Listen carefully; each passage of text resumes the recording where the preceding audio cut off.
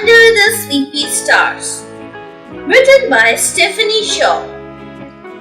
In the still of the forest, the animals rest, while Owl and her owlet look down from their nest.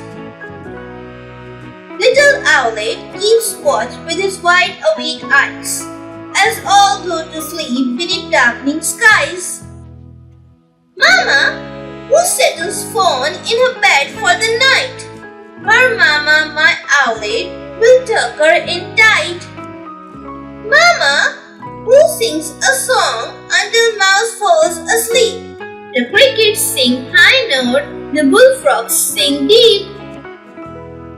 There's a whisper of wind and the branch gently swings as Owlet peeks out from his mama's warm wings. Mama, what if the bunnies are scared of the night? The star-sprinkled sky will provide a soft light.